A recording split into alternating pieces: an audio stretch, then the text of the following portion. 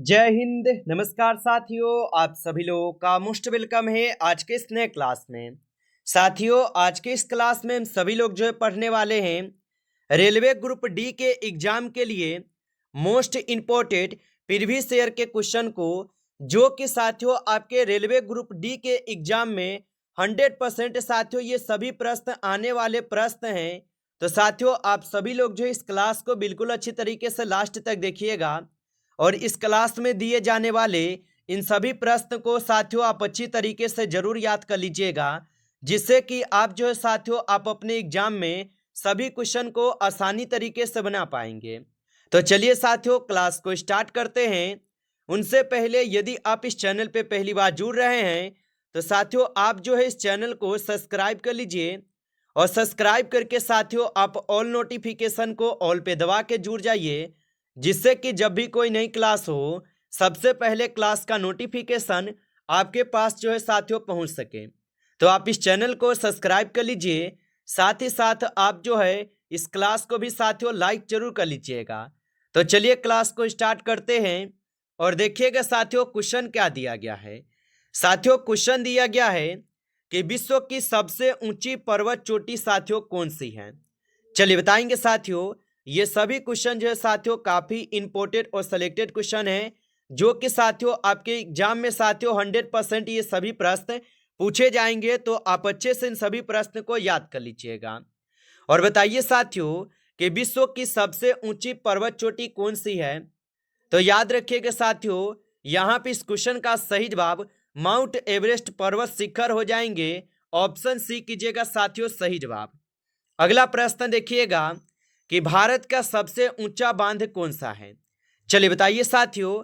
और साथियों आपको किसी भी क्वेश्चन का आंसर पहले से पता हो तो साथियों आप कमेंट करके जरूर बताइएगा और बताइए कि भारत का सबसे ऊंचा बांध कौन सा है।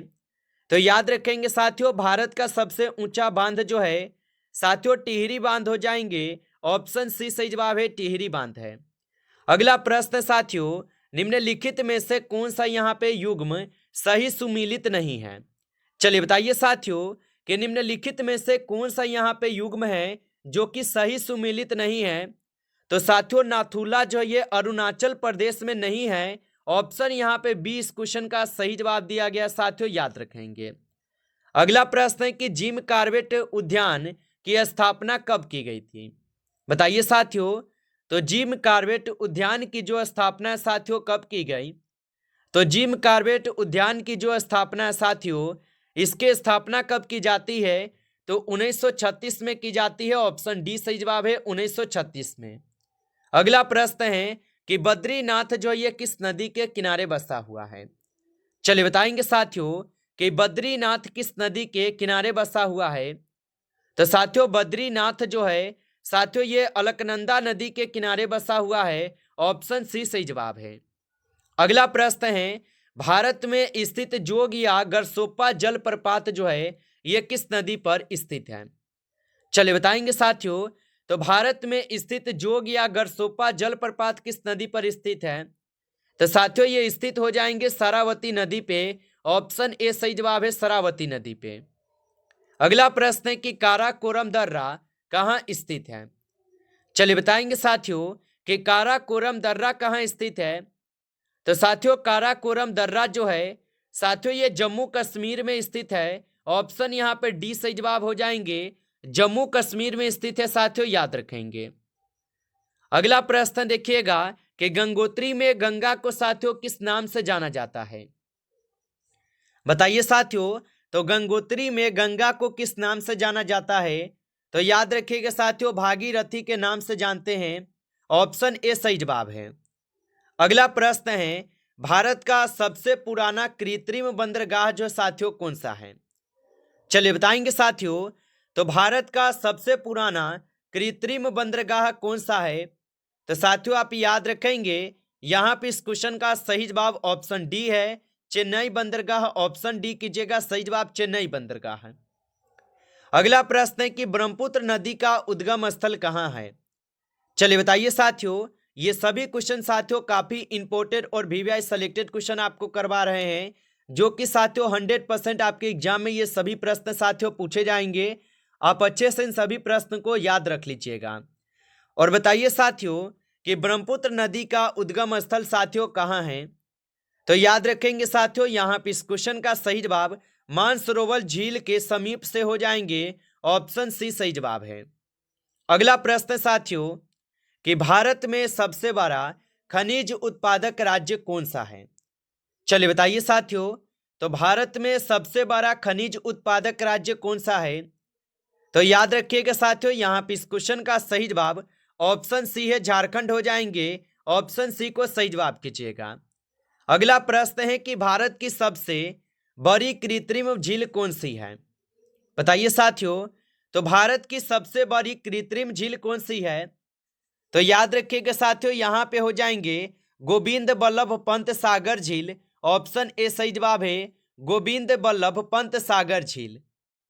अगला प्रश्न कि पटना शहर जो है ये किस नदी के तट पर साथियों बसा हुआ है? चलिए बताइए साथियों, तो पटना शहर किस नदी के तट पर बसा हुआ है? तो साथियों पटना शहर जो है यह बसे हुए है गंगा नदी के तट पर। ऑप्शन सी सही जवाब है, गंगा नदी के तट पर। अगला प्रश्न है भारत किस गोलार्ध में स्थित है?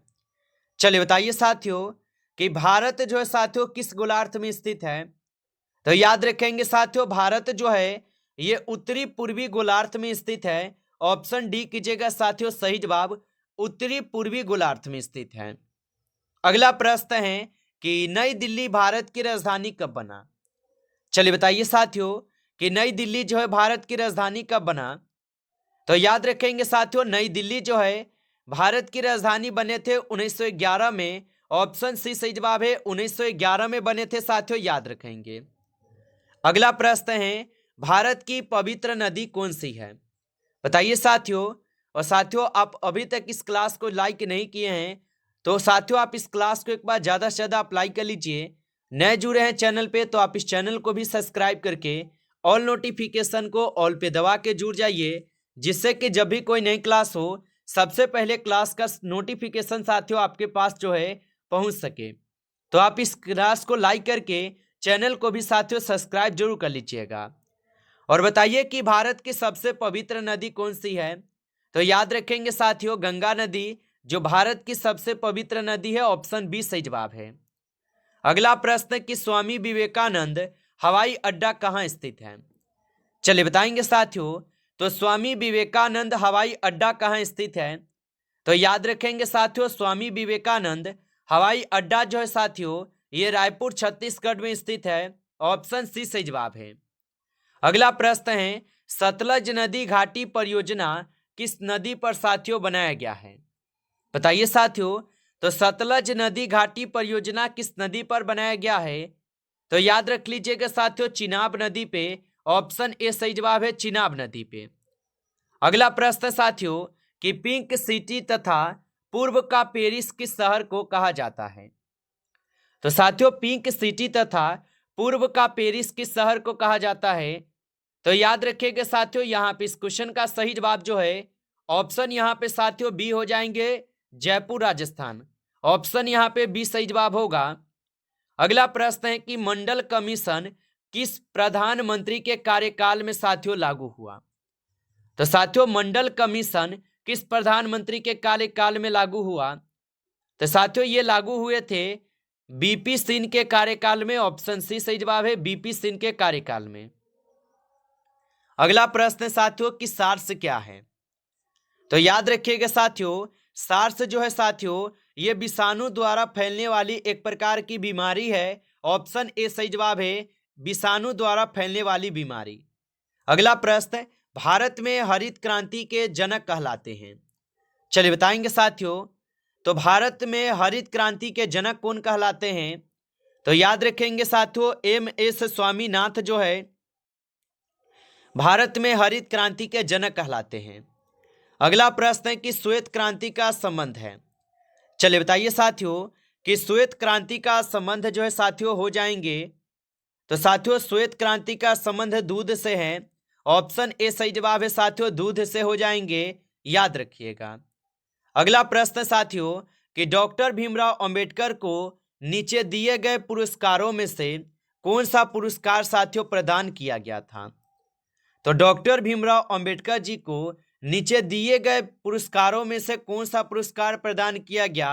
तो डॉक्टर भीमराव अंबेडकर जी को जो है भारत रत्न मिला हुआ था। ऑप्शन यहाँ पे डी सही जवाब है, भारत रत्न हो जाएंगे, याद रखिएगा। अगला प्रश्न है कि भारत की वित्तीय राजधानी के नाम से साथियों किस शहर को जाना जाता है? बताइए साथियों, तो भारत की वित्तीय राजधानी के नाम से साथियों किस शहर को जाना जाता है? तो याद रखेंगे साथियों, ये जानते हैं मुंबई को। ऑप्शन यहाँ पे डी सही जवाब है, मुंबई को साथियों जानते हैं, ऑप्शन डी को सही जवाब करेंगे। अगला प्रश्न है कि चंद्रयान 1 का मिशन निदेशक कौन है? तो साथियों चंद्रयान प्रथम मिशन के निदेशक कौन हो जाएंगे?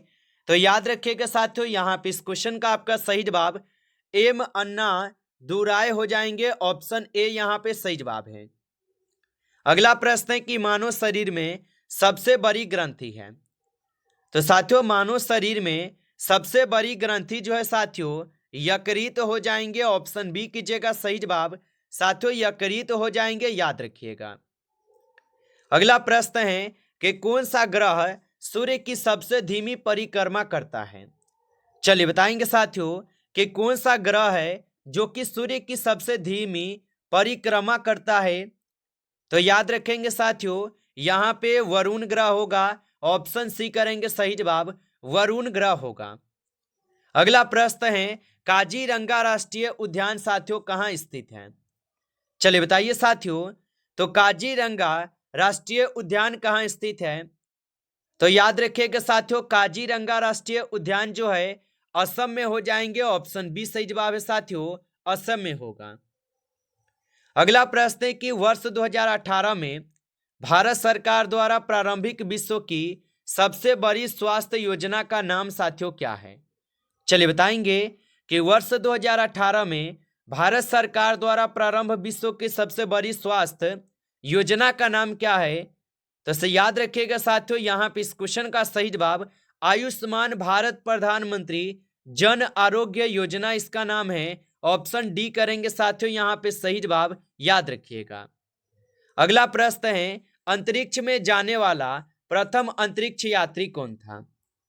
चलिए बताइए साथियों, तो अंतरिक्ष में जाने वाले प्रथम अंतरिक्ष यात्री कौन थे? तो याद रखिएगा साथियों, प्रथम अंतरिक्ष यात्री थे आपके यूरी गागरिन, ऑप्शन बी सही जवाब है, यूरी गागरिन होगा, याद रखेंगे। अगला प्रश्न है कि भारत क्षेत्रफल की दृष्टि से कौन से स्थान पर है? चलिए बताइए साथियों, तो भारत जो है ये क्षेत्रफल की दृष्टि से कौन से स्थान पर है? तो याद रखेंगे साथियों, भारत जो है क्षेत्रफल की दृष्टि से 7वें स्थान पर है, ऑप्शन ए सही जवाब है। अगला प्रश्न है कि मानव हृदय में कितने कक्ष होते हैं? चलिए बताएंगे साथियों, तो याद रखिएगा साथियों, मानव हृदय में जो है कुल 4 कक्ष होते हैं, ऑप्शन सी सही जवाब है, 4 कक्ष होते हैं साथियों, याद रखेंगे। नमस्कार साथियों, इस क्लास में जो है टॉप आपके 35 क्वेश्चन थे जो कि काफी इंपॉर्टेंट और सिलेक्टेड क्वेश्चन थे। ये सभी क्वेश्चन आपके एग्जाम के लिए। साथियों यदि आपको क्लास अच्छा लगा हो तो आप इस क्लास को साथियों लाइक कर लीजिए। नए जुड़े हैं चैनल पे तो आप इस चैनल को भी सब्सक्राइब करके ऑल नोटिफिकेशन को ऑल पे दबा के जुड़ जाइए, जिससे कि जब भी कोई नई क्लास हो सबसे पहले क्लास का नोटिफिकेशन आपके पास जो है साथियों पहुंच सके। तो आप इस चैनल को सब्सक्राइब जरूर कर लीजिएगा। चलिए फिर मिलते हैं आपसे नेक्स्ट टॉपिक के साथ नेक्स्ट क्लास में, तब तक के लिए जय हिंद जय भारत।